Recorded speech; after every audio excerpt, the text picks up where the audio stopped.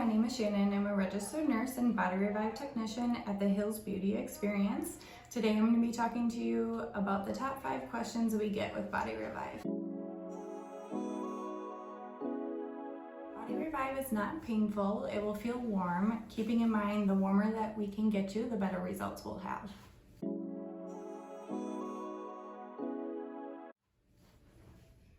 So to supplement the body revive results, we recommend following a healthy diet, exercise, make sure you're drinking adequate water, and then we also offer skinny shots that will help boost your metabolism.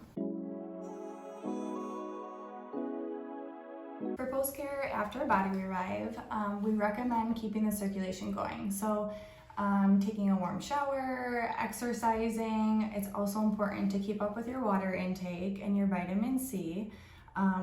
Lastly, you could do a heating pad to the area, and then something that goes well with the treatment is our body firming lotion. It just really supplements it and helps you keep the areas toned and firm.